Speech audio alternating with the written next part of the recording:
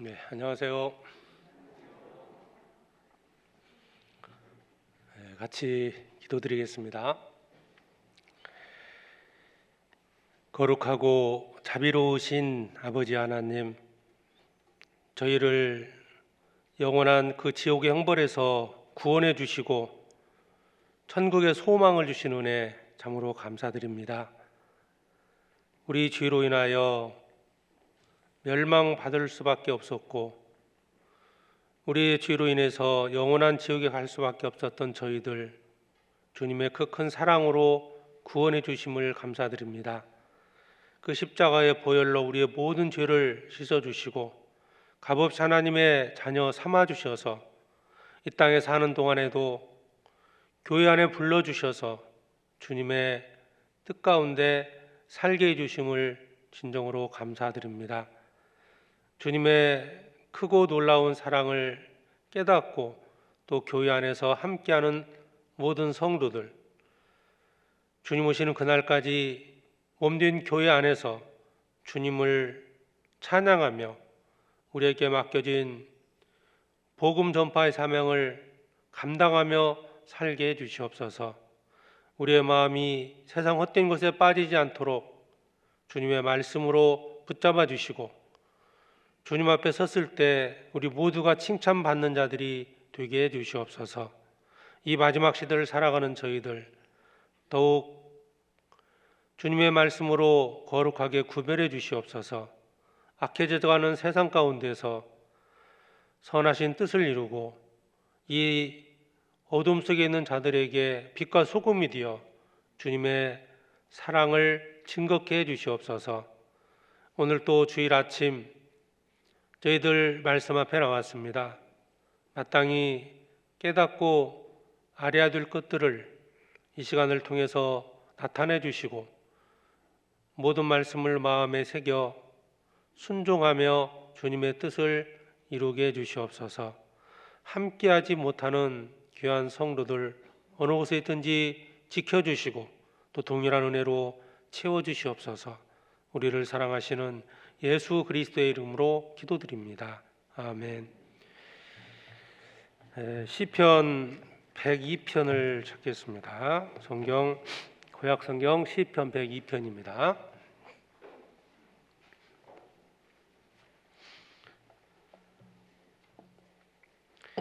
시편 102편 23절부터 28절까지 시편 102편 23절에서 28절까지입니다. 한 절씩 교독하겠습니다. 저가 내 힘을 중도에 쉬악케 하시며 내 날을 단촉케 하셨도다.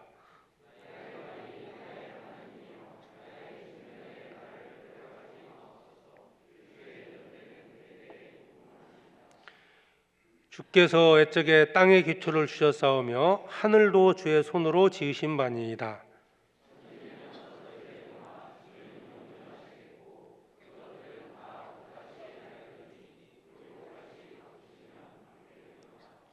예, 27절과 28절은 같이 읽겠습니다. 주는 여상하시고 주의 연대는 무궁하리이다. 주의 종들의 자손이 항상 있고 그 후손이 주의 앞에 굳게 서리이다 하였도다. 지금 우리가 살고 있는 시대를 여러 가지로 표현을 하지만 불확실한 시대다라고 얘기를 합니다. 최근에 이제 지진이 일어나서 많은 귀한 생명들이 잃었는데요. 터키 지역에 이제 지진뿐 아니라 어떤 지역에서는 눈이 많이 왔고요. 또 어떤 지역에는 이 비가 많이 오기도 하고 전 세계적으로 이제 기상 이변 때문에 많은 여러 가지 어려움을 겪고 있습니다. 그러다 보니까 이제 사람들이 더 염려를 하고요, 걱정을 많이 합니다. 우리 구원받은 성도들도 급변하는 이 세상에서 불확실한 이 세상에서 미래에 대해서나 노후에 대해서 많은 그 염려와 이제 걱정을 하고 있습니다. 건강 문제도 그렇죠. 건강이 이제 어떻게 될 건지, 내가 이 건강을 계속 유지할 수 있을런지 이런 생각도 하면서 생각은 하는데 뭐 딱히 사실은 뾰족한 방법은 없습니다. 사실은 뭐 기본적으로 이제 운동도 하고 여러 가지 건강 관리를 해야 되지만 그렇다 하더라도 이제 뜻하지 않은 어떤 질병이 찾아오기도 하고요. 뭐 경제적인 문제도 그렇죠. 뭐 노후 대책을 위해서 여러 가지 준비를 하지만 또 그게 당장 먹고 사는 문제도 힘들기 때문에 그것까지 준비하기도 어렵고 그러다 보니까 많은 염려가 되죠. 걱정도 되고 또 이제 자녀들을 키우는 입장에서도 또 그렇습니다. 자녀들이 잘 성장해서 가정 이루고 잘 살아가기를 바라지만 또 그것도 뭐 생각만큼 잘 되지를 않습니다. 살아보니까 그러시죠. 이게 자녀들이 내 마음대로 딱 믿음 안에 서 있고 교제 안에서 잘 있으면 좋겠는데 그러지 못하고 자꾸 이제 자기 생각대로 하려다 보니까 이제 처음에는 뭐 많이 다툼도 갖게 되고 어떤 때는 이제 기도를 뭐 간절히 하죠. 남들이 이제 다른 분들이 보기에는 그냥 방치하고 포기하는 것처럼 보일 정도로 근데 그런 얘기 들으면 속상하잖아요. 간절히 기도하고 있는데 생각처럼 안 되고 있는데 그래서 어떤 교회 안에서 교제 가운데 내놓기도 어렵고 그런 어려움들이 참 많이 있습니다. 요즘 신종병이라는 게 염려증, 불안증 이런 것들 때문에 괜히 미래에 대한 염려 때문에 오늘을 고통받는 그래서 이제 병이 생기고 하지 않습니까?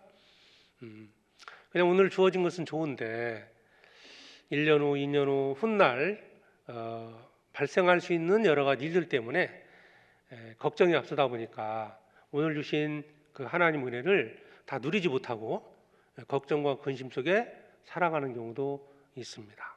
어쨌든 현실적으로는 이제 그게 사실이기 때문에 걱정이 돼요. 염려도 되고. 자, 불확실하다. 아침에 동쪽에서 해가 떠서 서쪽으로 해가 지지 않습니까? 이게 이제 규칙적으로만 어떤 일이 앞으로 내가 예상된 대로만 다 이루어진다면 크게 염려하지 않을 겁니다. 불안하진 않을 거예요.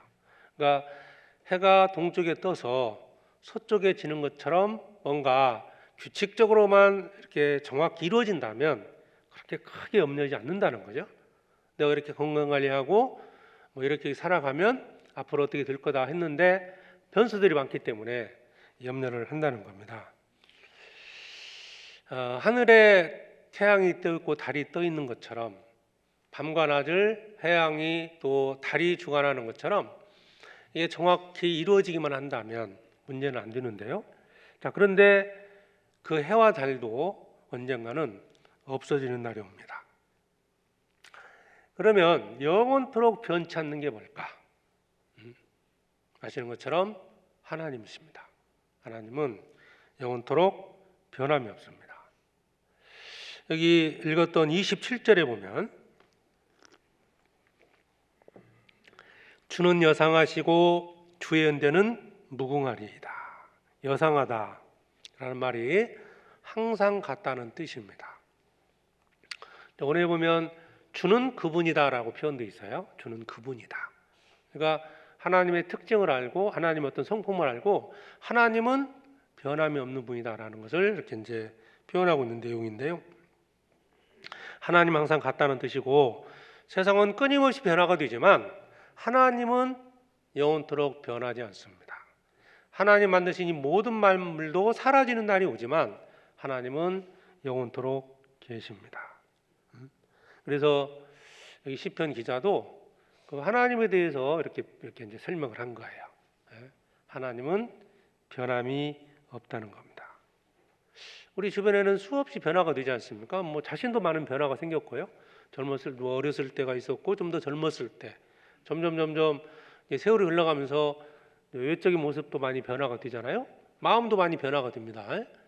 마음이 강했던 사람도 나이가 들면서 점점 약해져 가기도 하고요. 반대로 여자들은 막 강해지는 것 같아요. 마음이 막 드세지는 것 같기도 하고. 아무튼 변화가 되고 있잖아요. 근데 하나님은 영원토록 변하지 않는다. 그러면 오늘 좀 생각해 보고자 하는 것이 왜 시편 기자가 주는 여상하시다 하나님은 변함이 없다라고 했을까? 예? 하나님은 영원토록 변하지 않습니다. 그러니까 이게 참으로 내 마음에서 깨닫고요. 그것이 마음속에 이것이 믿어져야만이 우리 삶 속에서 하나님을 의지하고 살 수가 있거든요. 그래서 이 시편 기자가 주는 여상하시다. 항상 동일하다는 뜻이 뭐냐면요. 하나님은 어떤 일을 하실 때도 정해진 원칙대로 하시는 거고 과거에 행했던 것처럼 지금도 그렇게 하신다는 거예요.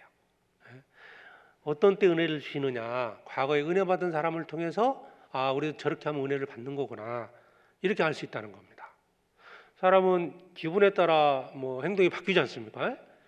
기분 좋을 때는 막 자녀들에게 용돈도 주고 음식 뭐 통닭도 사주고 다 기분 나쁘면 입 딱 씻고요. 막 이렇게 좀 냉정하게 대하는 경우도 있잖아요. 부부간에도 그렇지 않습니까? 좋을 때는 서로 막 좋아하다가 뭐 문제가 생기면 행동 패턴이 달라져 버려요. 그런데 하나님은 그렇지 않다는 겁니다. 하나님은 시종일관 동일한 방식으로 행하신다는 거예요. 그래서 이 시편 기자는 여기에 주는 여상하시다.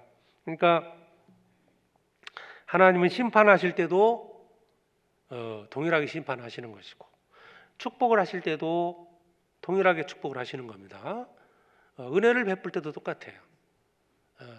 우리가 하나님에 대해서 믿고 있고 하나님을 섬기고 있지만 하나님은 정말 여상하시다. 하나님은 동일하시다라는 것이 정말 이 마음에 믿어지고 깨달아져야 됩니다. 그래야만이 예의라는 거 혹시 이렇게 생각 않고요. 뭐 괜찮겠지 이런 행동을 안 한다는 거예요. 하나님은 통일한 패턴으로 하시거든요. 그러니까 자연을 통해서도 하나님 보여주고 있지 않습니까 지금? 뭐 항상 이제 해가 동쪽에 뜬다. 하나님께서 정한 법칙대로 하는 거거든요. 그래서 오늘 생각해 보려는 것은 여상하시다. 이것을 이제 우리 각자에게 좀 적용을 좀 해볼 필요가 있기 때문에 시편 기자가 했던 하나님은 항상 같다, 항상 동일한 패턴을 했다라는 그 고백했던 내용이 어떤 상황에서 이렇게 얘기를 했고 그리고 이것을 우리 각자에게 좀 적용해 보면서 요즘 힘들고 어려운 시기지 않습니까? 미래에 불확실한데 정말 하나님을 온전히 의지할 수 있는 그런 믿음을 이렇게 가졌으면 좋겠습니다. 우선 27절 다시 보면 주는 여상하시고 주의 은혜는 무궁하리이다. 왜 시편 기자는 주는 하나님은 항상 같다, 동일하게 행하신다라고 말씀을 했을까요? 어떤 상황에서 시편 기자가 얘기를 했냐면 1절부터 보겠습니다. 1절 여호와여 내 기도를 들으시고 나의 부르짖음을 주께 상달케 하소서. 기도하고 있는 내용이죠. 어떤 상황에서 기도하고 있느냐. 2절 나의 괴로운 날에 주의 얼굴을 내게 숨기지 마소서. 주의 귀를 기울이사 내가 부르짖는 날에 속히 내게 응답하소서. 나의 괴로운 날에 고난 속에 있다는 뜻입니다. 이 시편 기자가 고난 중에서 기도하고 있는 거예요.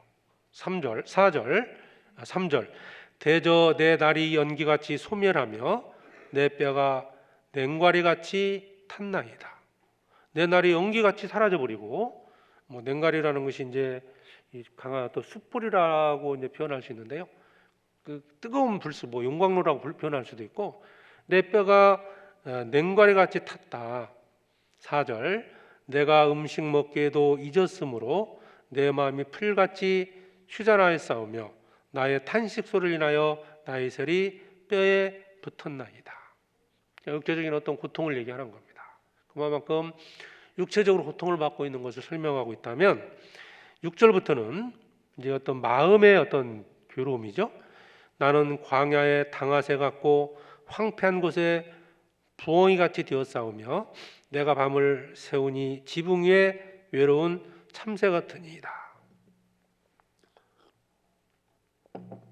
이 참새는 대부분 무리 지어 다니잖아요. 참새들이. 그러니까 이제 외로운 참새, 그 무리에서 떨어져서 혼자 이렇게 있는 거. 이게 지금 광야라는 얘기 나오잖아요. 광야의 당화새, 황폐한 곳에 부엉이. 홀로 이제 떨어져 있는, 그러니까 마음의 어떤 외로운 상태를 지금 설명하는 내용입니다. 8절에 내 원수들이 종일 나를 회방하며 나를 대하며 미칠 듯이 날치는 자들이 나를 가리켜 맹세하나이다. 나는 죄를 양식같이 먹으며 나의 마심에는 눈물을 섞어 싸우니 이는 주의 분과 노를 인함이라 주께서 나를 드셨다가 던지셨나이다. 그러니까 시편 기자가 자기가 이 고난 중에서 이제 하는 말입니다. 이게 고난 속에서 주는 여상하시다. 하나님은 시편 기자가 하나님에서 알고 있는 거잖아요. 이 왜 고난 중에서 기도하면서 주는 여상하시다 했을까? 그 고난의 원인을 10절에서 말씀하고 있죠. 10절에 보면 이는 주의 분과 노를 인함이라 주께서 나를 드셨다가 던지셨나이다. 시편 기자가 이제 고통을 받는 이유가 뭐였냐면 하나님께 죄를 범함으로써 받은 심판의 결과라는 것을 알고 하는 얘기입니다. 어떤 죄를 범했을 때는 범하는 당시에는 뭐 괜찮겠지라고 생각할 수도 있었을 거예요. 그런데 죄를 범했습니다. 이것은 이제 이스라엘 민족으로 비유를 해본다면 이스라엘이 이제 완전히 하나님 말씀을 불순종하면서 점차 고통을 받고 있는, 그러니까 외부 세력으로부터 다른 나라로부터 계속 침략을 당하고요. 이제 결국은 이제 바벨론의 포로로 잡혀갔다가 돌아오게 되고 이런 계속 어떤 그 고통을 받고 있었잖아요. 그러니까 그들이 하나님 말씀을 범했습니다. 우상을 범하고 뒷가운데 살았어요. 그들의 생각이 어떤 생각이었을까요? 반드시 우리가 망한다라고 생각하지는 않았을 거예요. 다만 괜찮겠지라는 생각을 갖고 죄를 범했던 겁니다. 그랬을 때 하나님께서 벌을 내리신 거예요. 깨달은 거죠? 10절에 이는 주의 분과 노를 인함이라. 그러니까 그렇게 고통받고 있는 내용을 쭉 설명을 하고요. 10절에서 이는 이렇게 내가 고통받고 있는 이유는 주의 분과 노를 인함이라. 주께서 나를 드셨다가 던지셨나이다. 들었다가 던지셨다는 거예요. 하나님의 행하신 일이라고 말씀하고 있죠. 그러니까 죄에 대한 하나님의 심판이 원인이었다는 겁니다. 그러면서 27절에 주는 23절에 저가 내 힘을 중도에 쇠약케 하시며 내 날을 단촉케 하셨나이다. 그래서 주님께서 하신 일이라는 것을 깨닫고 하나님 앞에 기도를 하는 겁니다. 그러면서 하나님께 간절히 구하는 게 뭐냐면 24절입니다. 나의 말이 나의 하나님이여 나의 중년의 날을 데려가지 마옵소서. 주의 연대는 대대 무궁하니이다. 중년의 날을 데려가지 말라. 그러니까 우리 이제 신앙생활 중에 갑자기 나를 데려가지 말라 이런 기도를 하는 겁니다. 그러니까 이제 자칫하면 자기의 죄로 인해서 죽을 수도 있는 어떤 상황들, 그런 상황에서 이게 하나님 앞에 간절히 기도하면서 중년의 날을 데려가지 마 주십시오. 그런데 시편 기자가 그래도 희망이 있었던 것이 뭐냐면 하나님은 항상 동일하시다는 거예요.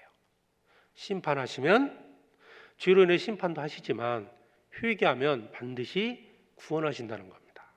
그걸 믿었기 때문에 이렇게 기도하는 겁니다. 그러니까 주님은 변함이 없다는 것을 말하고 있는 거예요. 만약에 심판에 대해서만 변함이 없다면 이렇게 기도하겠습니까? 그렇지 않습니다. 여기서 이제 두 가지를 우리한테 교훈해주고 있습니다. 하나는 하나님은 죄에 대하여 심판하시는 것에 대해서는 변함이 없다는 거예요. 10절이죠. 이는 주의 분과 노를 인함이라 주께서 나를 주셨다가 던지셨나이다. 그러니까 죄를 범했을 때는 반드시 하나님의 심판이 있다. 이것은 변함이 없습니다. 또 17절 17절은 같이 읽어보죠. 여호와께서 빈궁한 자의 기도를 돌아보시며 저의 기도를 멸실치 아니하셨도다. 회개하면 용서하시고 구원하신다는 것에도 변함이 없다. 그러니까 주는 여상하시다 라고 기도하면서 하나님께 구원의 기도를 하고 있는 겁니다. 자, 우리도 구원받고 항상 말씀 앞에 순종하는 것은 아닙니다. 때로는 불순종할 때도 있고 어떤 말씀을 부지중에 범하는 것도 있지만 때로는 고의적으로 범할 때도 있어요. 괜찮겠지 이 정도는 이런 생각하면서 하나님 말씀과 다른 길을 가기도 하고 잠시 교제를 떠나기도 하고 세상으로 마음이 빼앗겨서 이방인들처럼 살아가기도 합니다. 괜찮겠지 나름대로 뭔가 생각을 하고요. 그러나 하나님은 반드시 그 죄에 대해서는 심판하십니다. 그리고 주님은 회개하면 정말 마음 안에서 진정한 회개를 하게 되면 주님은 돌이키시고 또 은혜를 더해 주십니다. 그 하나님을 우리가 믿고 살아가고 있습니다. 그러니까 이것이 마음속에서 정말 믿어지지 않는다는 겁니다. 이 시편 기자가 그것을 깨닫고 지금 기도하는 거예요. 고난의 원인이 뭘까? 내게 일어나는 고통의 원인이 뭘까? 알았죠. 이건 하나님의 심판이었구나. 그럼에도 불구하고 하나님께 기도합니다. 왜? 하나님 어떤 분인지를 알거든요. 하나님은 아무리 큰 죄를 범했다 하더라도 돌이키면, 회개하면 반드시 용서하시고 은혜를 베푸시기 때문에 그렇다는 겁니다. 주님은 변하지 않습니다. 그래서 우리가 여기서 이제 몇 가지 좀 더 생각해 볼 것이, 그러면 주는 여상하시다. 즉 죄에 대해서는 반드시 심판이 있고 회개하면 용서하시고 구원하신다면 우리는 이 안에서 어떤 교훈을 받아야 될까? 우리한테 권고하는 게 뭐냐면 믿음의 퇴보, 믿음의 퇴보가 되지 않도록 주의하라는 겁니다. 믿음이 점점 퇴보해서는 안 된다는 겁니다. 특히 여기 이제 23절에 저가 내 힘을 중도에 쉬었게 하시며 내 날을 단촉케 하셨도다. 나의 말이 나의 하나님의 나의 중년에 나를 데려가지 마옵소서. 중년이란 말이 나옵니다. 자, 우리가 이제 구원받은 연수를 보면 이제 막 구원받은 분도 계시고 이제 10년, 20년 좀 오래 생활하신 분도 있고 아주 오래되신 분도 계셔요. 물론 이제 누구에게나 시험을 받을 수는 있을 겁니다. 근데 특별히 이제 이게 중년이란 말이 나왔어요. 중년의 때가 어느 때일까요?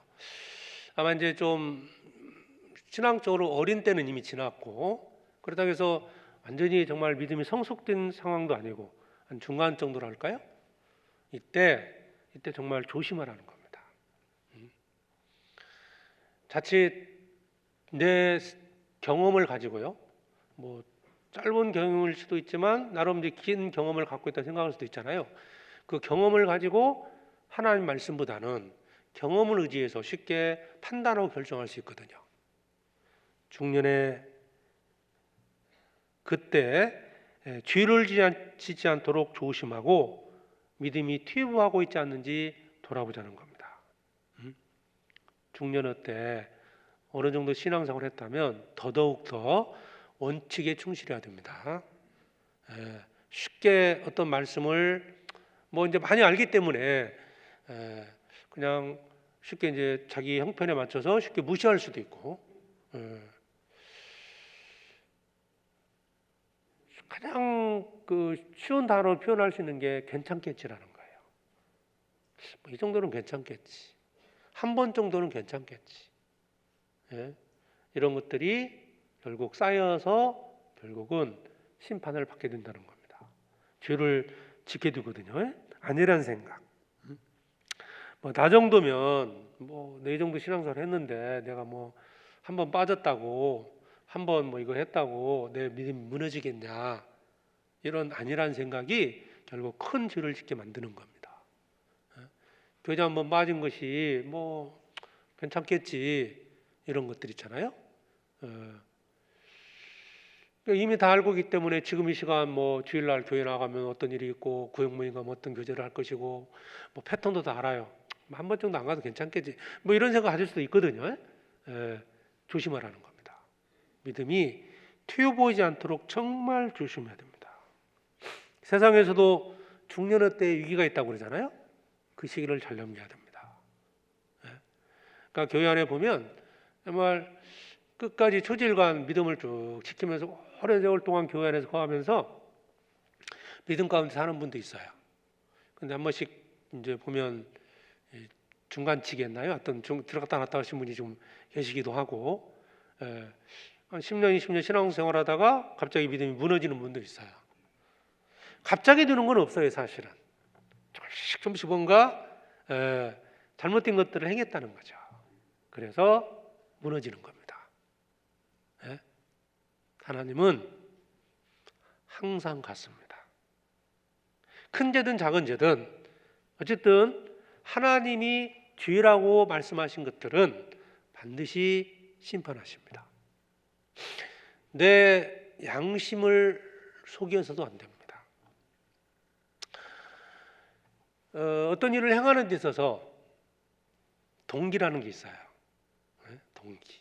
왜 하는지, 어떤 목적을 갖고 하는지.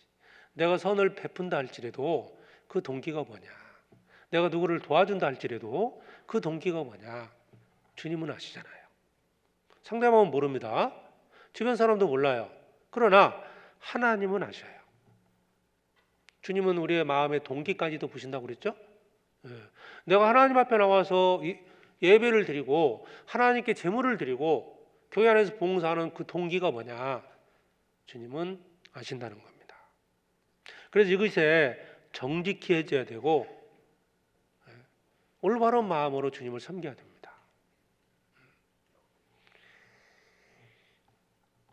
왜? 하나님은 여상하시고 하나님은 우리의 모든 걸 아시기 때문에 그래요. 다윗이 왜 간음죄와 살인죄를 범했을까요? 다윗이 비교적 평온한 시기에 죄를 범한 겁니다. 그죠? 전쟁은 있었죠. 다윗 뭐 범죄할 때도 이제 전쟁은 있었는데 잘 아시잖아요. 정말 사울 왕에게 쫓겨다닐 때는 정말 믿음을 지키며 살았습니다. 이제 왕이 됐어요. 그리고 비교적 나라가 안정적이 됐을 때, 평안할 때 다윗이 죄를 범했다는 겁니다. 우리도 신앙적으로나 육신적으로나 평안해졌을 때 조심해야 한다는 겁니다. 내가 구원받고 주 안에 열심히 살았어요. 믿음도 비교적 안정적이 됐고 살아가는 것도 경제적으로나 모든 면에 있어서 비교적 어느 정도 안정을 취했어요. 이런 때 조심해야 한다는 거예요. 지나치게 자기 경험 의지하다가 망할 수 있다는 겁니다. 그래서 중년의 나를 데려가지 마옵소서. 저가 내 힘을 중도에 쇠약케 하시며, 실제로 이 시편 기자는 그런 경험을 하고 있는 거잖아요. 지금 주님이 나를 데려가지 마십시오. 왜? 자신의 잘못을 깨달은 거죠. 내가 이렇게 고통받는 이유가, 이스라엘로 얘기하자면 이스라엘이 그렇게 형벌을 받는 이유가 뭐냐, 그들이 죄를 범했기 때문입니다. 그러나 이스라엘은 민족적으로는 회개치 않았습니다.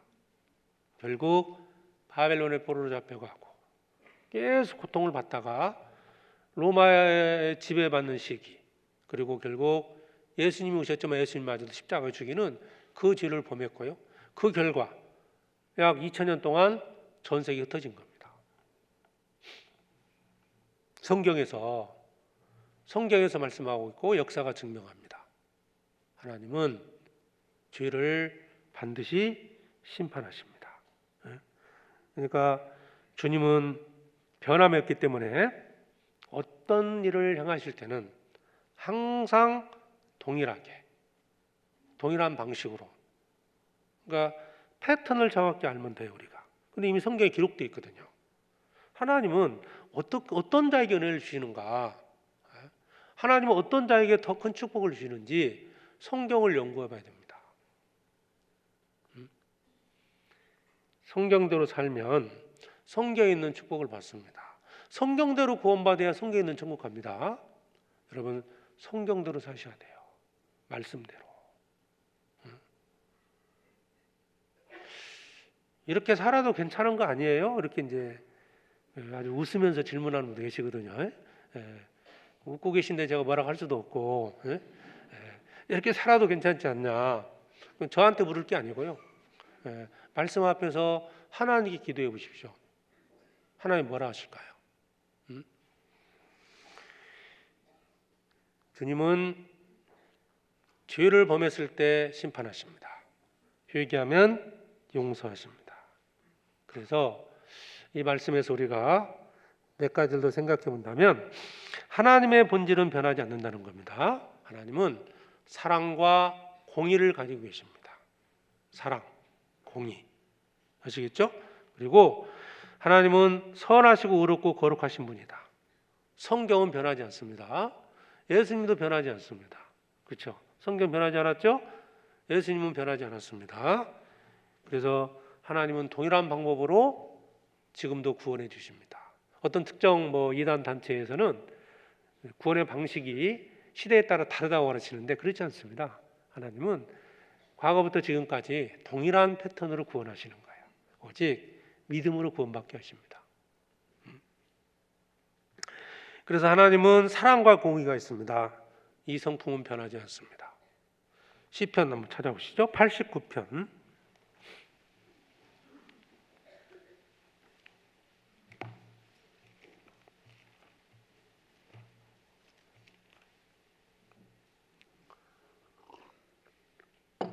(14절입니다) 시편 89편 14절에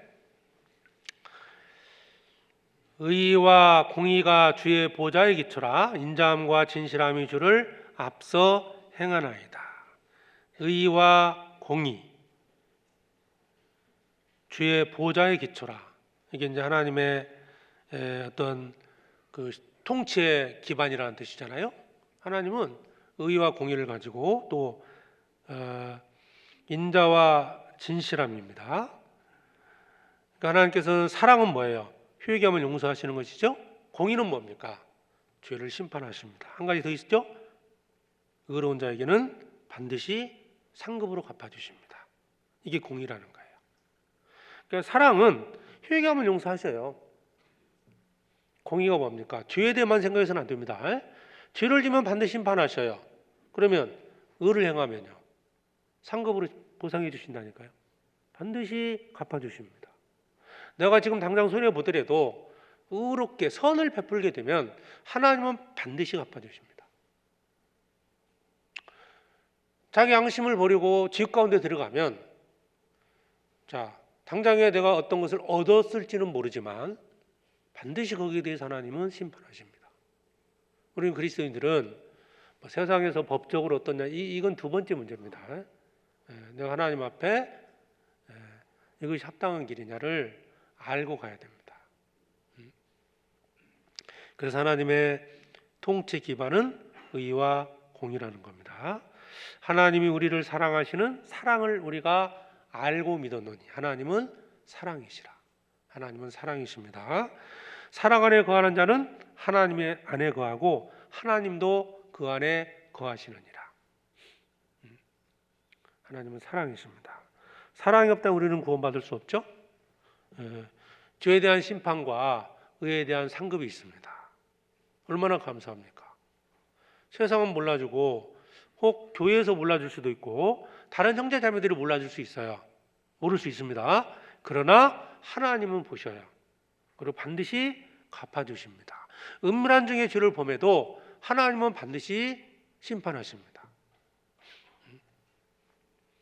왜 이렇지? 내가 이게 갑자기 왜 이런 일이 생겼을까? 반드시 원인이 있는 겁니다. 그리고 내가 은밀히 죄를 범했다 하더라도 사람은 속일 수 있지만 하나님은 속일 수 없잖아요. 하나님께서 반드시 벌하십니다. 이게 정말 우리 마음에서 믿어져야 됩니다. 그래야만이 세상에 나가서 세상이라는 곳에서 내가 더욱 거룩하게 구별된 삶을 살 수가 있습니다. 하나님의 공의가 있습니다. 하나님은 의롭게 사는 자에게 보상을 주십니다. 상급으로 갚아주셔요. 근데 이제 시험이 오는 게 그런 거잖아요. 이 땅에서 많은 상급을 주시면 좋을 것 같은데 이 땅에서는 상급이 없는 것처럼, 그런 보상이 없는 것처럼 계속 손해만 보고 점점 어려워져 간다, 그런 느낌을 받을 때 시험 받을 수 있죠. 그러나 우리는 천국에서 영원히 사는 거잖아요. 그래서 천국에서 주어지는 상급, 영광을 생각해야 됩니다. 어떠세요? 이 땅에서 부귀영화 누리다가 천국 가서는 움막치고 사실래요? 움막치고 살다가 천국 가서 부귀영화 누리고 싶습니까? 천국에서는 영원히 사는 곳이잖아요. 이 땅에서 내가 부귀영화를 누린다 한들 얼마나 가겠습니까, 그게? 너무나 우리가 이 세속적이 돼서는 안 됩니다. 그래서 하나님의 공의에 대한 것이 있고요. 데살로니가후서 1장을 찾겠습니다.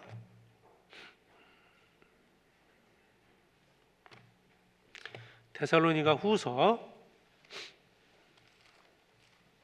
1장 6절입니다.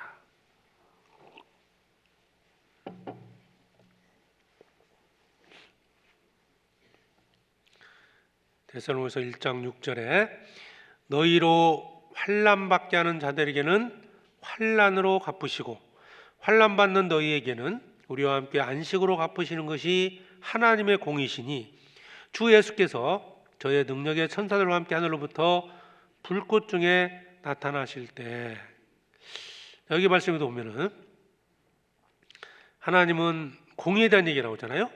환난 받는 너에게는 우리와 함께 안식으로 갚으신다. 우리를 핍박하는 자가 있다면 하나님 반드시 그를 심판하실 겁니다.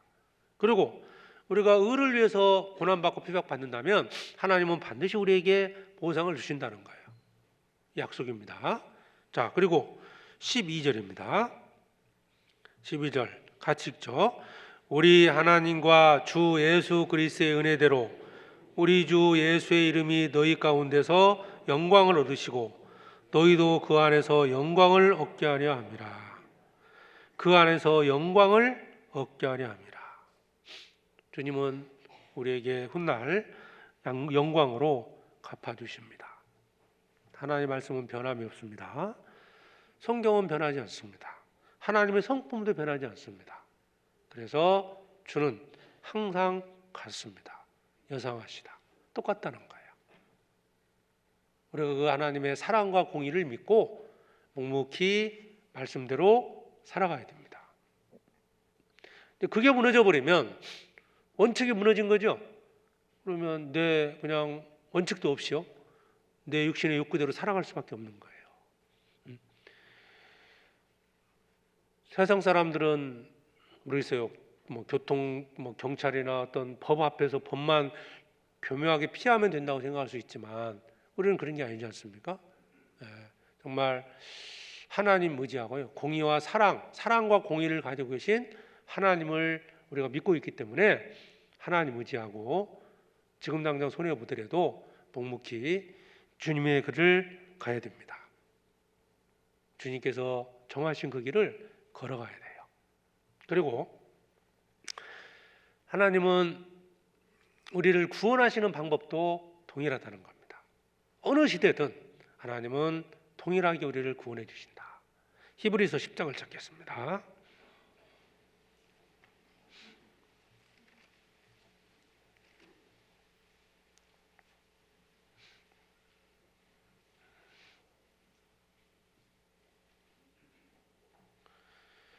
히브리서 10장 19절에 히브리서 10장 19절입니다.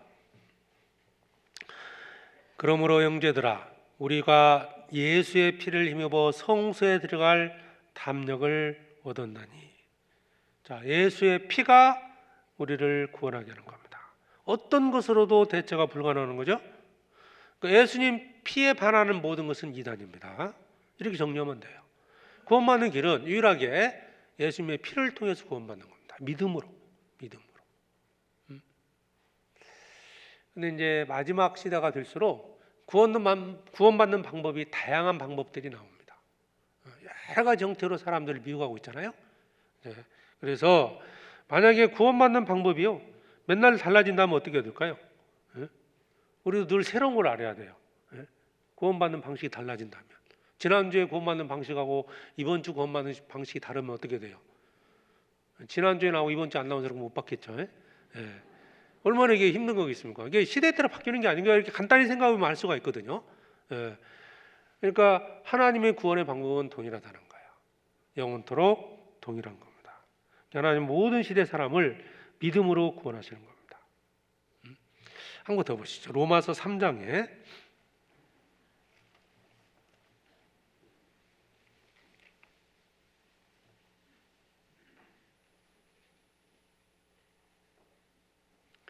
28절입니다.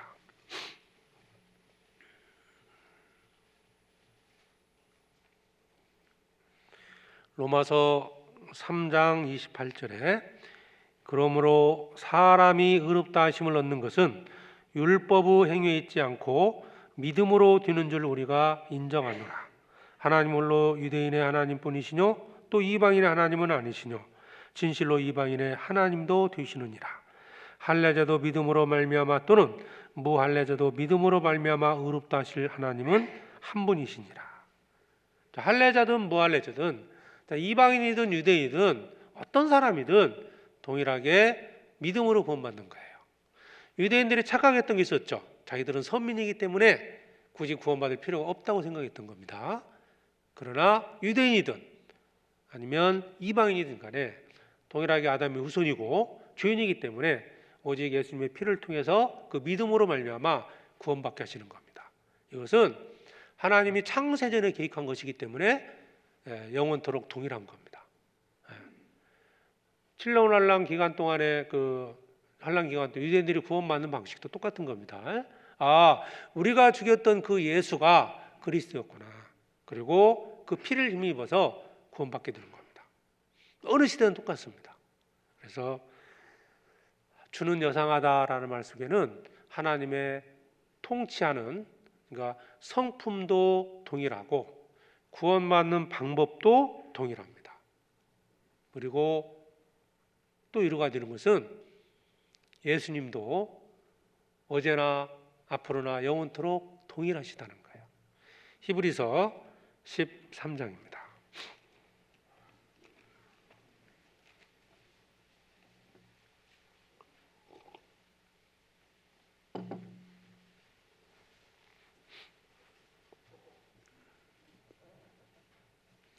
히브리서 13장 8절입니다. 같이 읽겠습니다. 예수 그리스도는 어제나 오늘이나 영원토록 동일하시니라. 예수 그리스도도 영원토록 동일하시다. 우리 성경을 읽을 때요, 항상 이제 그 말씀 한 구절만 보기보다는 납득 문맥을 통해서 왜 이 말씀을 주셨을까, 왜 영원토록 동일하시다는 말씀을 여기에 기록해 주셨을까를 알게 될 때 더 큰 은혜를 얻을 수 있습니다. 그 내용을 정확히 파악할 수 있다는 거죠. 자, 예수님은 나를 위해 십자가에 돌아가셨습니다. 그 주님은 지금도 나를 도우시고 계시다는 거예요.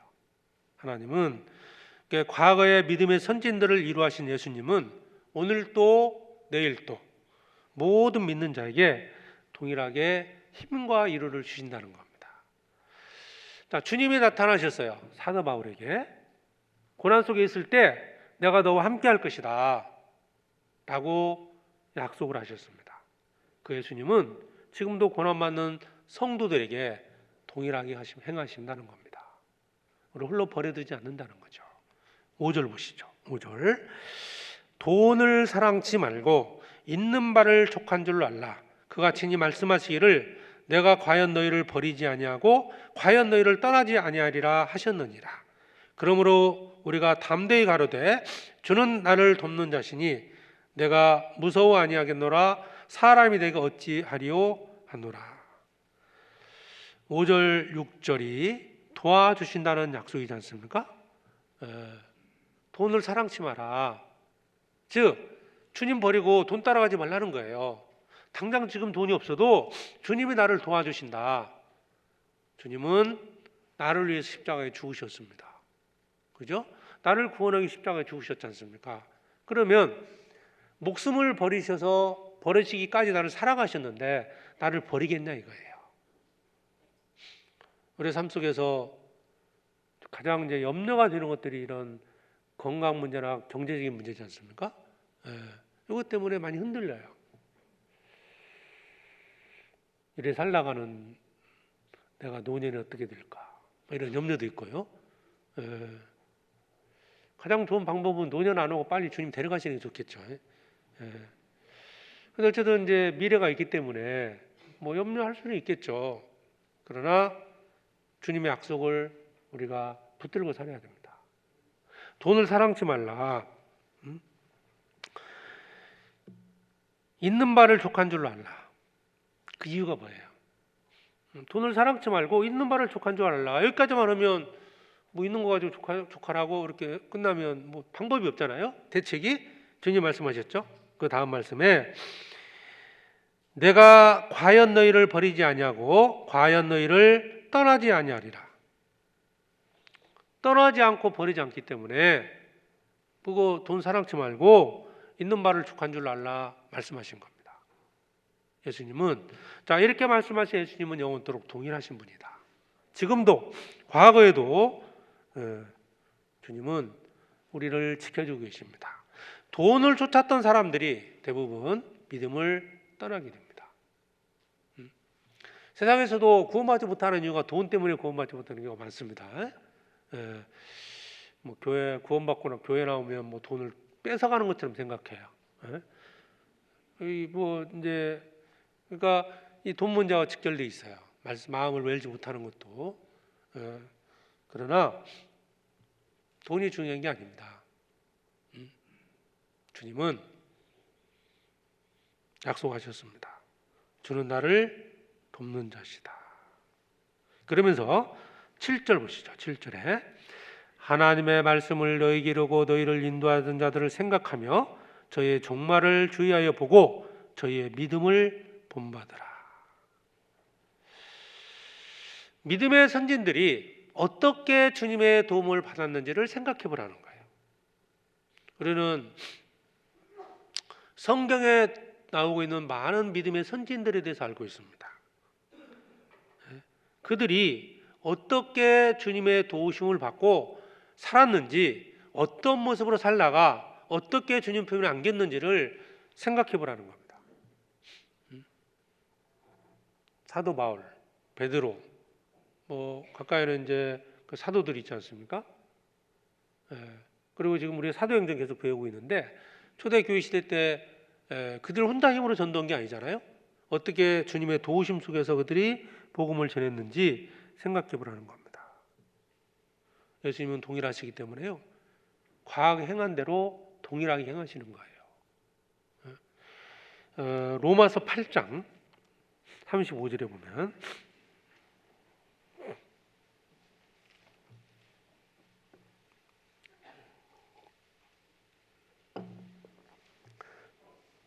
로마서 8장 35절입니다.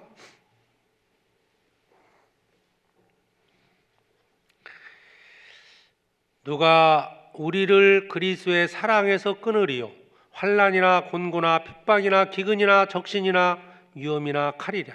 기록된 바 우리가 종일 주를 위하여 죽임을 당게 되며 도살할 양같이 여김을 받았나이다 함과 같으니라. 37절은 같이 읽어보죠. 그러나 이 모든 일에 우리를 사랑하시는 이로 말미암아 우리가 넉넉히 이기느니라. 이게 이제 구원을 해주신 목적, 주님이 우리를 구원해 주신 목적에 대해서 설명을 하시고 영광을 주시기 위해서 주님 우리를 구원해 주신 겁니다. 천국을 들어가는 것이 목적이 아닙니다, 여러분. 잘 아시죠? 천국만을 가게 하려고 우리를 구원해 준 게 아니라는 겁니다. 천국에서 영광을 주시려고 우리를 구원해 주셨는데, 그런데 그 영광을 얻는 과정 속에서 영광을 얻기 위해서는 반드시 필요한 게 뭐냐? 고난이라는 거죠, 고난. 그래서 로마서 8장 18절 이후부터 이 고난에 대한 설명이 나옵니다. 그런데 이 고난을 우리가 감당하기는 어렵지 않습니까? 혼자. 그래서 주님이 우리를 지켜주신다는 뜻이에요. 주님이 함께 하시면서 영광을 얻는 데 도움을 주겠다는 겁니다. 그러니까 십자가를 통해서 우리를 구원해 주셨죠. 그리고 영광을 얻기 위해서도 우리를 버려두지 않고 주님은 우리와 함께 하면서 도우신다는 뜻입니다.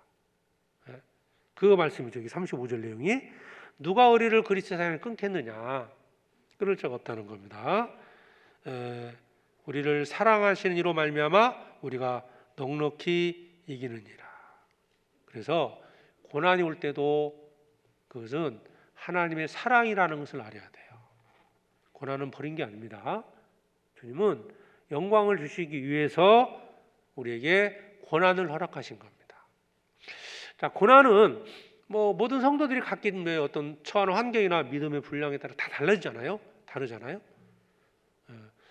내가 받는 고난이 가장 큰 것처럼 여겨질지 모르지만, 그러나 각기 그렇게 생각할 수는 있어요. 그러나 중요한 것은 주님이 나와 함께 하시고 나를 돕고 계신다는 겁니다. 그러니까 예수님은 약속을 하신 겁니다. 십자가를 통해서 구원해 주실 뿐더러 영원토록 우리와 함께한다. 내가 너희를 그와 같이 버려두지 않을 것이다. 내가 너희와 영원토록 함께할 것이다. 복음을 전하는 곳에 함께할 것이다. 주님 만나는 그날까지 함께할 것이다. 그래서 약속을 했거든요. 그래서 이 고난에 대해서도요, 우리가 좀 생각을 해야 됩니다. 고난이 그냥 고난이라는 것 자체가요, 고난으로 끝나는 게 결코 아니라는 거예요. 고난 받은 만큼 믿음이 성장합니다. 고난 받은 만큼 영광이 주어집니다. 고난 받은 만큼 주의 일이 이루어지는 거예요. 시편 74편입니다.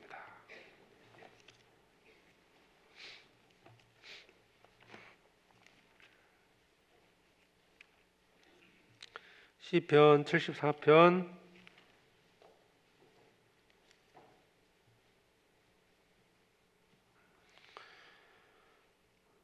16절입니다. 시편 74편 16절에 낮도 주의 것이요 밤도 주의 것이라. 주께서 빛과 해를 예비하셨으며 땅의 경계를 정하시며 여름과 겨울을 이루셨나이다. 자, 낮도 주의 것이고 밤도 주의 것이다. 자, 왜 이렇게 말씀하셨을까요? 낮도 주의 것. 하나님은 낮과 밤을 주관하십니다. 식물을 놓고 한번 생각해 보면, 식물은 낮과 밤을 주님이 주관하시는데 식물에게도 낮과 밤이 필요하다는 거 아시잖아요. 식물이 모든 짐승에게도 낮과 밤이 필요합니다. 식물은 밤에 성장합니다. 아시죠? 밤에 성장합니다. 낮에 이제 광합성을 하고요, 밤에 열매가 성장합니다. 그런 것처럼 우리 삶 속에서도 고난이라는 그 밤에 우리 믿음이 성숙된다는 거예요. 항상 남만 있는 게 아니에요. 항상 좋은 일만 있는 게 아닙니다. 고난을 통해서 주님 우리를 연장시킵니다.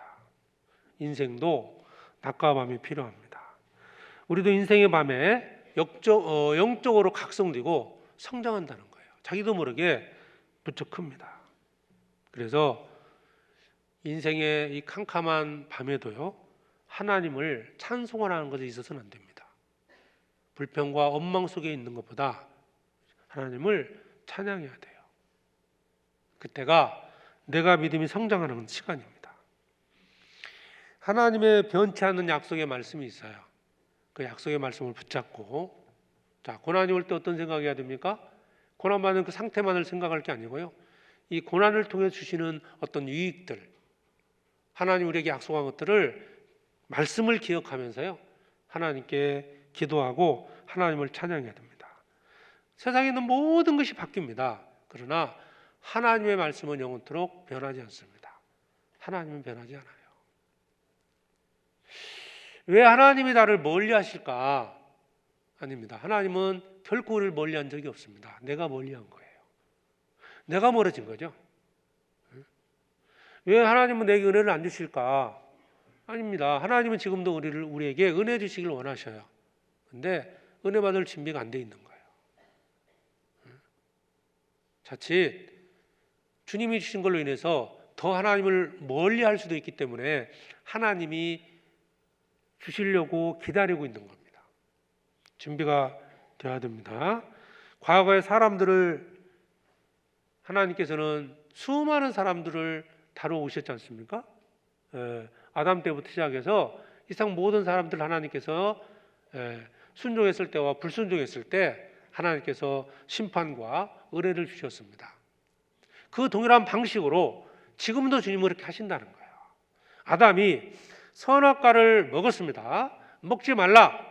먹었기 때문에 심판을 받은 거예요. 그 동일한 방식으로 주님은 지금도 우리에게, 나를 그렇게 대하고 계셔요. 원망하기 전에 갑작스러운 어려움이 찾아왔을 때 우선 먼저 하나님 앞에 자신을 돌아보는 게 필요합니다. 과거에 있었던 사건들, 나와 관계가 전혀 없는 게 아닙니다. 노아 시대의 홍수 사건이 나와 전혀 관계가 없는 게 아니에요. 소돔성이 멸망했죠? 나와 관계 없는 게 아닙니다. 다윗이 범죄한 사건, 나와 관련이 있는 겁니다. 사도 바울, 나와 관련이 있습니다. 거기서 하나님께서 그 믿음의 선진들에게 어떻게 행하셨는지를 알고, 그리고 우리도 좋은 쪽으로 믿음을 본받고요, 순종하며 살아가야 됩니다.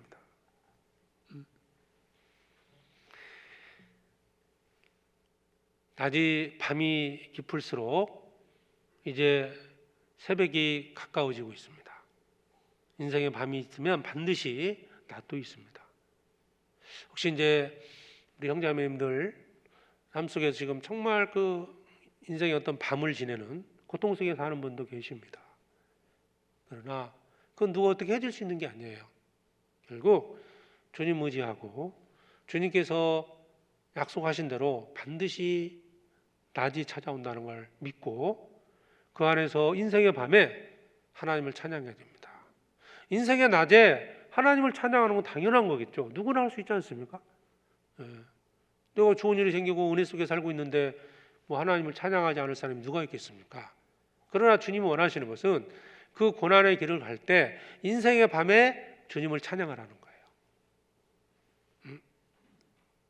주님은 우리를 위로하십니다. 어떻게 위로받느냐? 고난이 없는데 위로받을 수 있겠습니까, 여러분? 고난 없는데 위로가 있다? 그건 불가능한 일이죠. 고난이 있을 때 하나님의 위로도 경험할 수 있습니다. 고린도후서 1장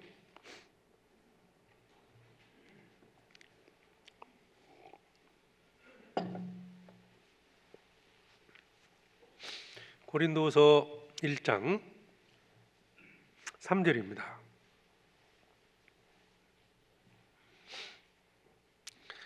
찬송하리로다. 그는 우리 주 예수 그리스도의 하나님이시오 자비의 아버지시오 모든 위로의 하나님이시며 우리의 모든 환난 중에서 우리를 위로하사 우리로 하여금 하나님께 받는 위로로서 모든 환난 중에 있는 자들을 능히 위로하게 하시는 이시로다. 주님이 우리를 위로하십니다.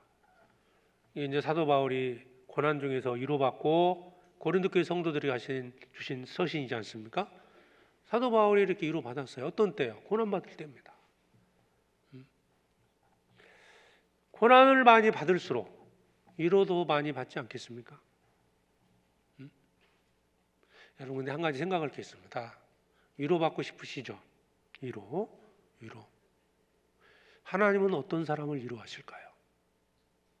생각해 보십시오. 사도 바울이 왜 위로를 받았습니까? 고난받은 거죠. 무엇을 위한 고난이었습니까? 주를 위한 고난이었습니다. 그렇죠?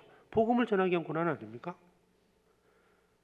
내가 내 욕심대로, 내가 내 세상 욕망을 갖고 내 육신의 편안함을 추구하면서 위로받고 싶으십니까? 하나님이 과연 그런 분에게 위로를 해주실까요? 그건 위로가 아니죠, 사실. 내가 주님을 위해서 고난받고 있을 때 주님은 위로하시는 겁니다.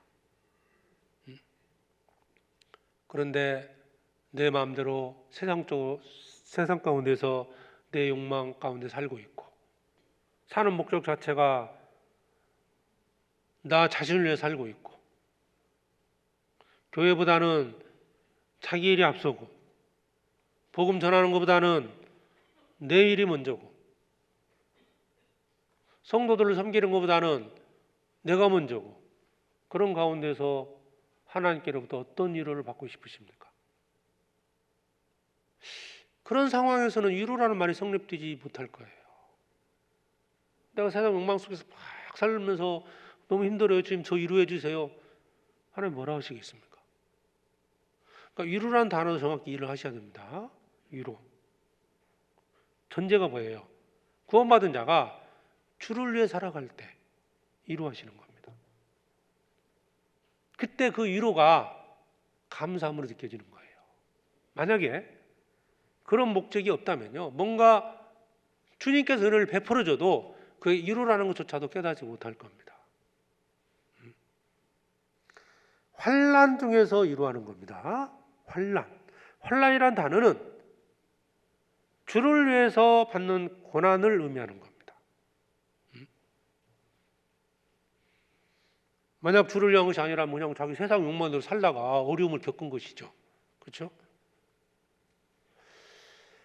그래서 주님은 사도 바울을 위로하셨던 주님, 그 동일한 위로를 받고 싶다면 우리도 사도 바울과 같이 살아야 한다는 겁니다.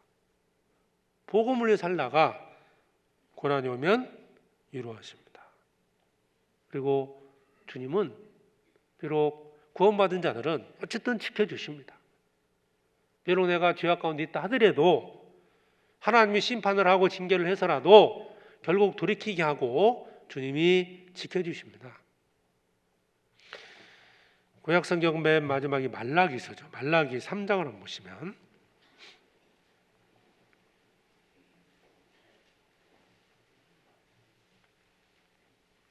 3장 6절입니다.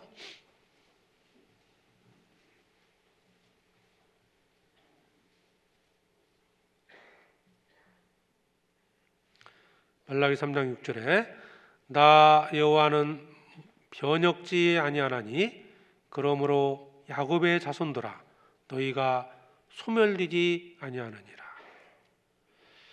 자, 이스라엘이 가장 극도로 타락했을 때 말라기 선지자를 통해서 주신 말씀입니다.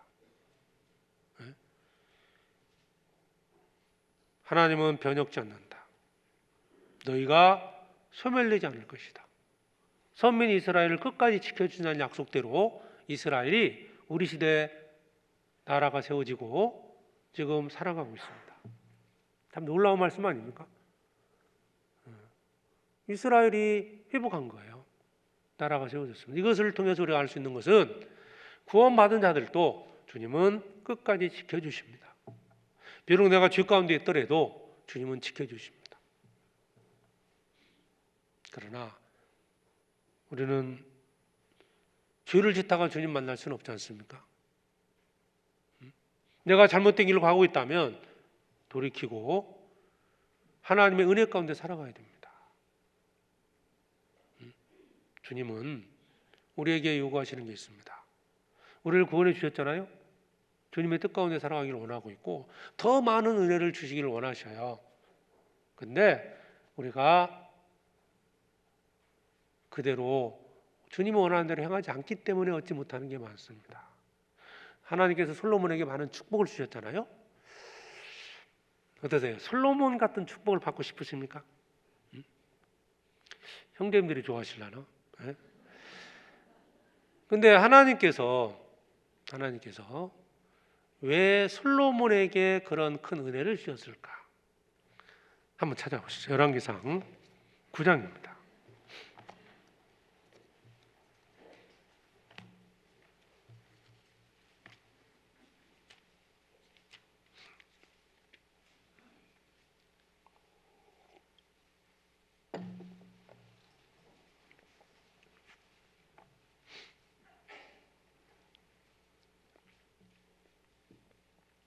(9장 1절에) 보면, 열왕기상 9장 1절입니다.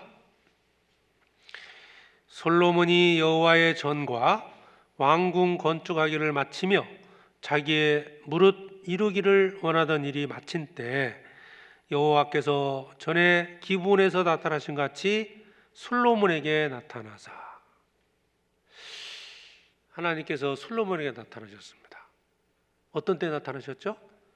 여호와의 전과 왕궁 건축을 마쳤을 때입니다. 3절, 저에게 이르시되 내가 내 앞에서 기도하며 간구함을 내가 들었은즉 내가 너의 건축한 이 전을 거룩하게 구별하여 나의 이름을 영영히 그곳에 두며 나의 눈과 나의 마음이 항상 거기 있으리니 내가 만일 네 아비 다윗 행함같이 마음을 온전히 하고 바르게 하여 내 앞에 행하며 내가 내게 명한 대로 온갖 것을 순종하여 나의 법도 율례를 지키면 내가 네 아비 다윗에게 허하여 이르기를 이스라엘 위에 오를 사람이 내게서 끊어지지 아니하려 한 대로 너 이스라엘의 왕위를 영원히 견고케 하려니와.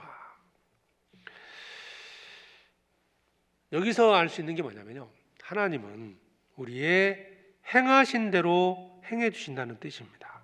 하나님 우리 행위를 따라 행하신다는 거죠.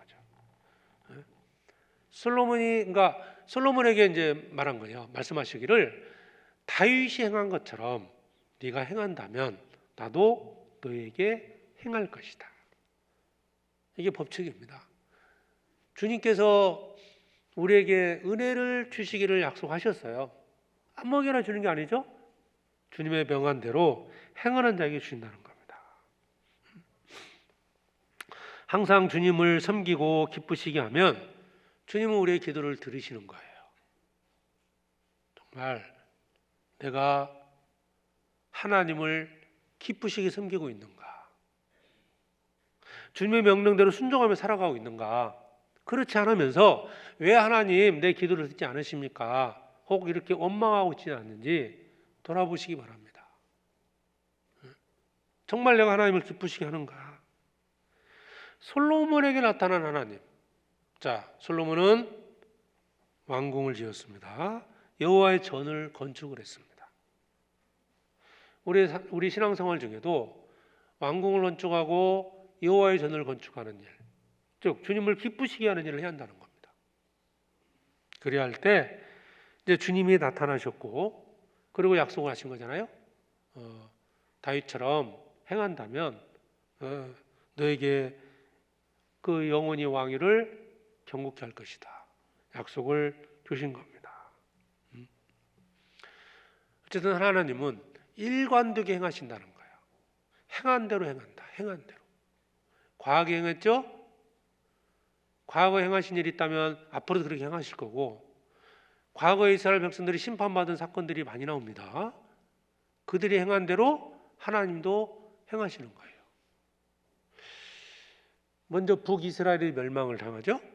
남유다가 훗날 멸망을 당합니다. 북이스라엘을 멸망시킨 그 이유를 하나님은 남유다 백성들에게도 끊임없이 말씀을 하셨습니다. 그럼에도 불구하고 그들은 깨닫지 못했던 거예요. 에레미야 7장을 한번 찾아보시죠.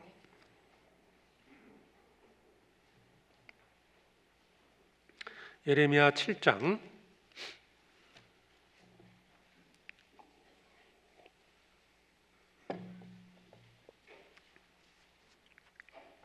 12절입니다. 에레미야 7장 12절에 1062페이지입니다. 너희는 내가 처음으로 내 이름을 둔 처소 실로에 가서 내 백성 이스라엘의 악을 인하여 내가 어떻게 행한 것을 보라. 이스라엘 백성들에게 에레미야 선지자가 경고하는 거잖아요. 너희는 내가 처음으로 내 이름을 둔 처소 실로에 가서 내 백성 이스라엘의 악을 인하여 내가 어떻게 행한 것을 보라. 우리는 이 말씀을 통해서 뭘 배워야 되냐면 하나님의 심판도 동일하게 일관성 있게 심판을 하신다는 거예요. 남유다 백성들이 죄악 가운데 있었습니다. 예레미야 선지자를 통해서 경고하는 거거든요. 북이스라엘이 망했다. 어떻게 망했는지를 봐라. 언약궤가 실로에 있었습니다. 그런데 사무엘상 4장에 보면 엘리 제사장 시대에 엘리 제사장 아들들이 타락을 했죠. 백성들도 물론 타락을 한 겁니다. 하나님께 온전히 제사를 드리지 못한 거예요. 자기 마음대로 제사를 오면 그 솥 속에 있는 고기 깔고를 꼬아가지고요, 자기가 먼저 취하고 나머지 하나님께 드렸던 겁니다. 하여튼 죄악이 극에 달했어요. 그때 블레셋에 의해서 언약궤가 탈취를 당하고 성소는 파괴가 됐습니다. 이스라엘 백성들이 가졌던 마음이 어떤 마음이 있었냐면 하나님의 언약궤가 있으면 결코 망하지 않을 거다 생각을 했던 거예요. 성전이 있으면, 주님이 거하시는 성전이 있으면 결코 성은 멸망하지 않을 거라고 착각을 했던 겁니다. 자, 북이스라엘이 타락을 했죠? 엘리 제사장 시대에 극도로 타락을 했습니다. 그래서 그 언약궤가 탈취당하고 그리고 그 실로 성소는 파괴가 됐습니다. 12절. 그래서 어떻게 행한 것을 보라 말씀하셨죠? 실로에는 여호수아 시대 때부터 언약궤가 있었습니다. 여호수아가 이제 궤를 메고 들어가서 실로에 그것을 둔 거예요. 예레미야 7장 14절. 그러므로 내가 실로에 행한 같이 너희가 의뢰하는 바 내 이름으로 일컬음을 받는 이 집 곧 너희와 너희 열조에게 준 이곳에 행하겠고 내가 너희 모든 형제 곧 에브라임 온 자손을 쫓아낸 같이 내 앞에서 너희를 쫓아내리라 하셨다 할지니라. 이게 중요한 단어가 내가 실로에 행한 같이 행하겠다는 거예요. 실로에 행하겠다. 그러니까 과거에 있었던 것들을 잘 보라는 거예요. 왜 실로에 언약궤가 있었지만 그 성소가 파괴되고 언약궤가 이방 민족에게 탈취를 당했을까? 수치지 않습니까? 그렇게 행했다. 그런데 이스라엘 백성들 그걸 깨닫지 못하고 여전히 죄악 가운데 있었던 겁니다. 우리가 한 가지 알아야 할 게 이겁니다. 행한 같이 행한다는 거예요. 과거에 행했습니다. 하나님이 어떤 때 축복을 했고 어떤 때 심판을 했는지를 우리는 성경을 읽으면서 알아가야 됩니다. 우리가 교제할 때나 교회 안에서 봉사를 하거나 신앙생활 어떤 형태로 하든지 간에 구원받고 나서 우리가 지금까지 신앙생활을 하고 있습니다. 하나님은 일관성 있게 일하신다는 거예요. 우리는 변덕이 심할 수 있습니다. 잘했다 못했다 할 수도 있어요. 하나님은 일관성이 있다는 거예요. 그러니까 과거 행했던 대로 주님은 행하십니다. 지금도. 그러니까 교훈을 받아야 돼요. 함부로 하나님을 원망해서도 안 됩니다. 하나님이 핏값을 주고 산 교회를 쉽게 판단하고 원망해서도 안 됩니다. 주님의 십자가를 통해서, 주님의 십자가의 보혈을 통해서 구원받은 형제 자매를 쉽게 정죄하고 판단해서도 안 된다는 거예요.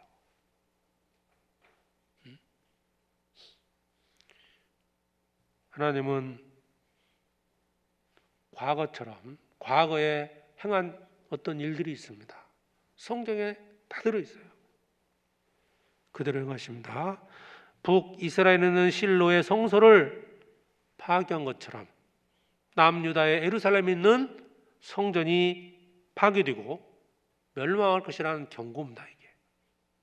그런 것처럼 주님은 구원받은 그리스도인들을 과거에 행하신 대로, 그 패턴대로 일관성 있게 행하신다는 거예요. 그래서 시편, 아까 읽었던 102편의 시편 기자가 주는 여상하시다, 주는 항상 동일하시다, 항상 같다는 것을 깨닫고 기도하고 있는 내용입니다. 이스라엘이 멸망을 지금 막 계속 멸망을 당하고 있잖아요. 다른 나라에 압제받고 있었잖아요. 깨달은 겁니다. 물론 나라가 망하니까 개인적으로도 힘들었겠죠.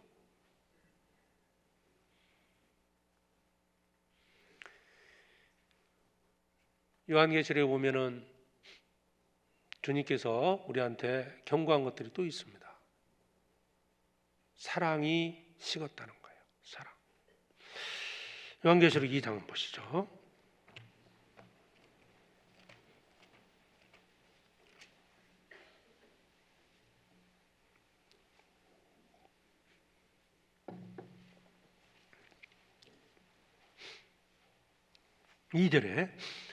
요한계시록 2장 2절입니다. 내가 네 행위와 수고와 네 인내를 알고 또 악한 자들 용납지 아니한 것과 자칭 사도라 되 아닌 자들을 시험하여 그 거짓된 것을 내가 드러낸 것과 또 내가 참고 내 이름을 위하여 견디고 게으르지 않은 것들을 아노라. 그러나 너를 책망할 것이 나니 너의 처음 사랑을 버렸느니라. 처음 사랑을 버렸다. 오랜 세월 동안 주를 섬기면서 많은 것들을 경험했습니다. 수많은 고난을 다 이겨냈어요. 이단적인 교리 이겨냈습니다. 그리고 많은 수고를 했고 많은 희생을 했고, 주를 위해서, 주의 이름을 위해서 견디고 게으르지 않은 것들을 아노라 말씀하셨죠.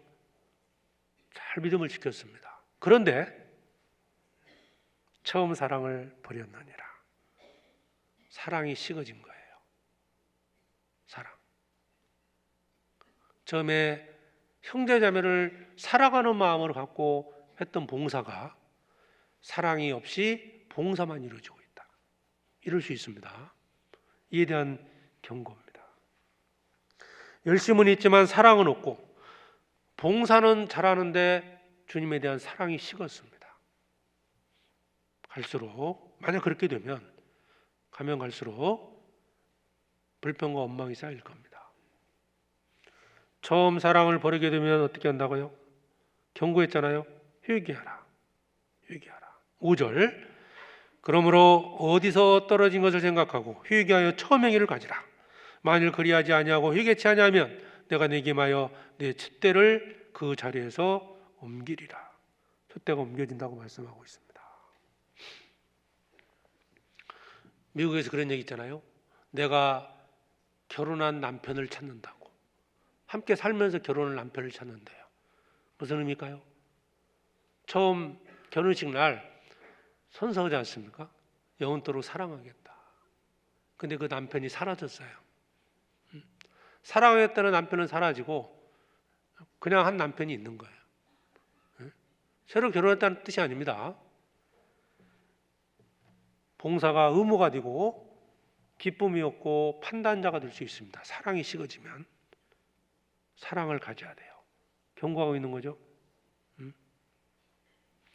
하나님은 지금도 동일한 방식으로, 동일한 방법으로 우리를 인도해 가십니다. 법칙이 있습니다. 갈라디아서 6장입니다.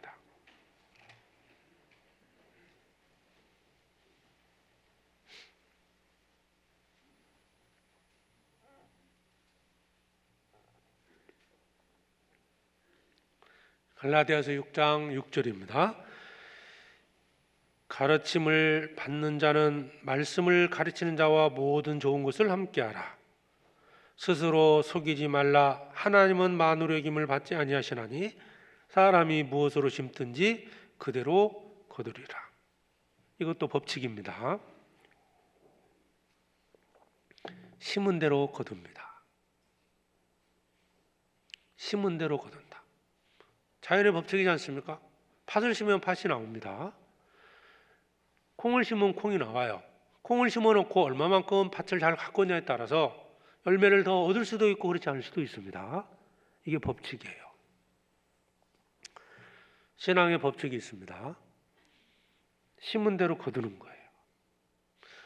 내가 지금 뭔가 고통의 어떤 열매를 먹고 있다면 언젠가 심어진 씨의 열매를 먹는 거예요. 갑자기 나오는 게 아닙니다. 그러니까 지금 좋은 씨를 뿌려야 됩니다. 지금 올바로 살아야 됩니다. 그래야 언젠가 좋은 열매를 먹는 거예요. 다른 형제 자매들이 좋은 열매 먹는 거 그것만 부러워하지 마시고 내가 그 열매를 먹기 위해서 내가 어떻게 할지를 생각하시고 좋은 씨를 심으셔야 한다는 겁니다. 말씀 앞에 순종해 가고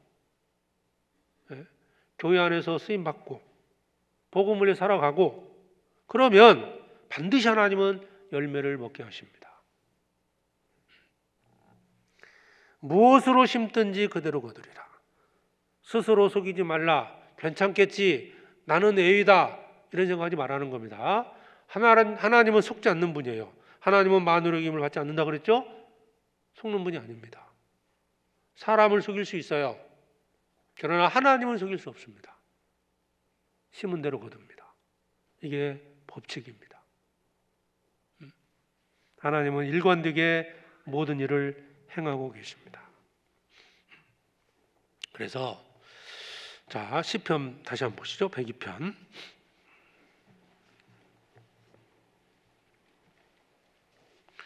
27절입니다.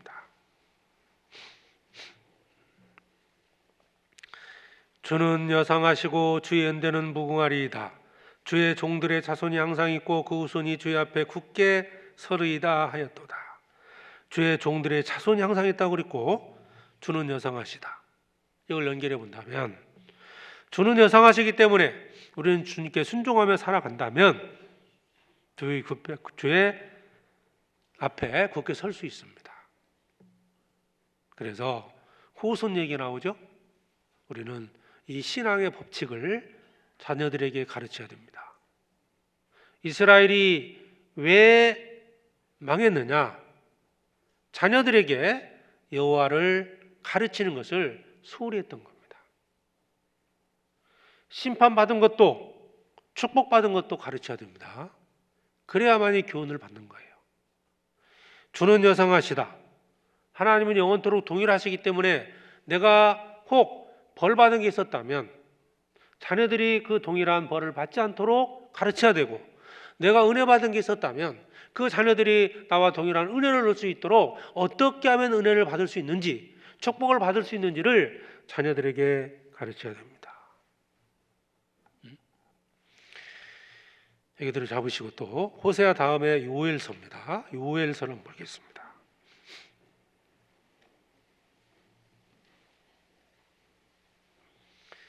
요엘서 1장입니다.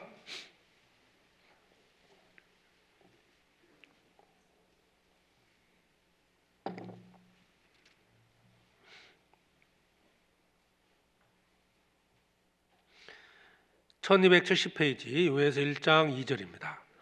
늙은 자들아 너희는 이것을 들을지어다. 땅의 모든 거민아 너희는 귀를 기울일지어다. 너희의 날에나 너희 열조의 날에 이런 일이 있었느냐? 너희는 이 일을 너희 자녀에게 고하고 너희 자녀는 자기 자녀에게 고하고 그 자녀는 후 시대에 고할 것이니라. 이스라엘이 심판받은 모습을 말씀하시면서 자녀들에게 가르치라는 거예요. 출애굽했을 때 이스라엘 백성들이 하나님의 도우심으로 애굽에서 건진받은 것을 자녀들에게 가르치고 이걸 자녀들에게 계속 가르치고 가르쳤다면 그들이 하나님 앞에 불순종해서 광야 40년 생활했다는 것을 자녀들이 가르치고 왜? 그렇게 살지 않기를 바라고 가르쳐야 됩니다. 왜 그럴까요? 주는 여상하시기 때문에 하나님은 항상 같기 때문에 과거의 사건들 통해서 교훈을 받고 자녀들이 가르치고 우리가 먼저 교훈을 받고 우리가 말씀에 순종함으로써 축복받는 삶을 살아가면서 자녀들에게 그것을 또 가르쳐야 됩니다. 후대에 전해야 돼요. 이스라엘이 하나님의 말씀에 불순종하고 형벌을 받으면서 자녀들에게 교육하는 것을 놓쳤던 겁니다. 그래서 점점 멸망의 길로 갔던 거예요. 물론 우리가 완전하기 못하기 때문에 실수한 것도 있고 벌 받은 것도 있습니다. 물론 또 주님을 구원받고 주님을 사랑하기 때문에 주님 앞에 순종하며 살았던 좋은 모습도 훨씬 더 많아요. 이 모든 것들을 자녀들에게 하나씩 가르쳐 가야 되고 우리는 성경을 통해서 그걸 배워가는 겁니다. 시편 71장을 한번 보겠습니다.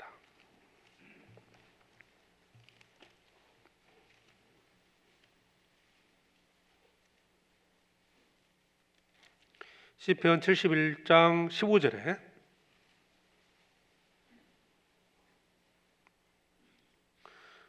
내가 측량할 수 없는 주의 의와 구원을 내 입으로 종일 전하리이다. 내가 주 여호와의 등하신 행적을 가지고 오겠사오며 주의 의 곧 주의 의만 진술하게 한다이다. 하나님이여 나를 어려서부터 기운하셨으므로 내가 지금까지 주의 기사를 전하였나이다. 그러니까 여기에도 보면은 하나님의 일을 전한다는 거잖아요. 18절 같이 읽겠습니다. 하나님이여 내가 늙어 백수가 될 때에도 나를 버리지 마시며 내가 주의 힘을 후대에 전하고 주의 능을 장래 모든 사람에게 전하기까지 나를 버리지 마소서. 복음을 전하는 것도 필요합니다. 당연히 전도해야 됩니다. 뿐만 아니라 자녀들에게 우리의 믿음을 가르치고 전해야 됩니다. 하나님은 항상 같기 때문에 그렇습니다. 하나님의 일관성이 없다면 우리가 뭐 전해봐야 뭐 의미가 있겠습니까? 하나님께서 내게 베풀어 주신 은혜, 혹 내가 시험에 들어서 죄를 범함으로 받은 어떤 벌, 하나님이 어떤 분인지, 정말 하나님은 무서운 분이다. 하나님은 사랑이 정말 크신 분이다. 하나님은 위로의 하나님이시다. 이 모든 것들을 자녀들에게 가르쳐 가야 됩니다.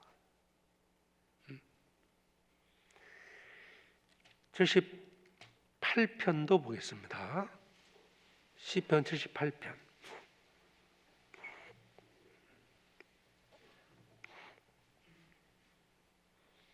3절에 시편 78편 3절입니다. 이는 우리가 들은 바요 아는 바요 우리 열조가 우리에게 전한 바라. 우리가 이를 그 자손에게 숨기지 아니하고 여호와의 영예와 그 능력과 기한 사적을 후대에 전하리로다. 여호와께서 증거를 야곱에게 세우시며 법도를 이스라엘에게 정하시고 우리 열조에게 명하사 저희 자손에게 알게 하라 하셨으니 이는 저희로 후대 곧 후생 자손에게 이를 알게 하고 그들은 일어나 그 자손에게 일러서 저희로 그 소망을 하나님께 두며 하나님의 행사를 잊지 아니하고 오직 그 계명을 지켜서 그 열조 곧 완고하여 패역하여 그 마음이 정직하지 못하며 그 심령은 하나님께 순종치 아니한 세대와 같지 않게 하려 함이로다. 교육의 목적이 나오죠. 후손들을 가르친 이유가 설명되어 있습니다. 악하게 살았던 조상들처럼 살지 않게 하기 위해서 말씀을 가르치는 겁니다. 여호와의 행사를 잊지 않고 하나님 베풀어 주신 그 큰 은혜를 잊지 않고 자녀들에게 가르쳐야 됩니다. 신앙의 원칙을 가르쳐야 한다는 거예요. 그냥 단순히 임기응변식으로요 자꾸 막 피해가는 이런 게 아니고 그 원칙을 지키고 당장에는 손해보는 것 같지만 신앙의 원칙을 지켜야 됩니다. 그러면 반드시 갚아주십니다. 때로는 오해를 받을 수도 있고 선을 베풀지만 혹 비난받을 수도 있습니다. 그러나 그것이 하나님 앞에 맞다면, 그게 선이었다면 선을 베푸는 게 맞는 거예요. 선을 베풀었는데 도리어 비난받을 수도 있거든요. 나 다시는 안 해, 이러지 마시고,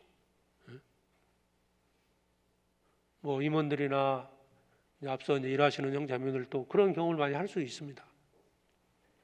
믿음의 환자들을 돌아보고 전도하는 과정에서 돕다 보면 오히려 칭찬보다는 비난이 있을 수도 있어요. 그럴 때 마음이 흔들릴 수 있거든요. 그러나 그것이 옳은 일이고 선이라면 행하셔야 됩니다. 하나님은 반드시 갚아주십니다. 다시 본문 보겠습니다. 시편 102편 27절입니다. 주는 여상하시고 주의 은혜는 무궁하리이다. 하나님은 동일하게 행하시기 때문에 믿음의 법칙이랄까요? 신앙의 법칙을 발견할 수 있습니다.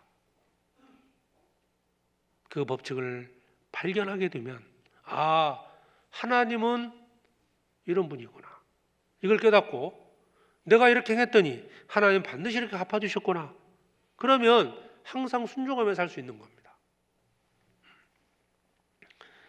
교회의 성도들은 온전한 믿음을 갖고 살아가는 앞선 믿음의 선배들을 잘 지켜봐야 돼요. 어떻게 사는지, 종말을 주의하여 보라 그랬잖아요. 어떤 모습으로 살아가는지, 어떻게 살았고 그 마지막에 어떻게 되는지를 잘 살펴야 됩니다. 믿음을 지키면서 사는 형제들이 어떻게 행하고 있는지,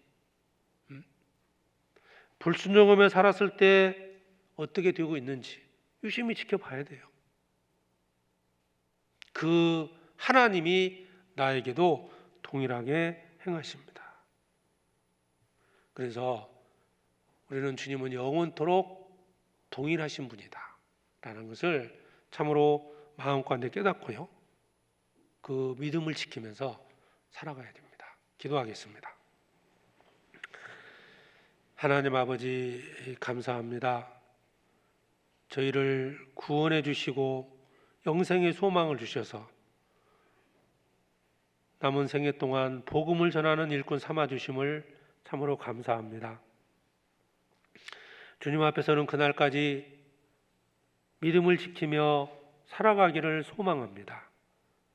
주님은 영원토록 동일하신 하나님이시기에 과거에 행했던 것처럼 지금도 행하시고 앞으로도 행하신다는 것을 저희들 믿고 주님께 감사드립니다.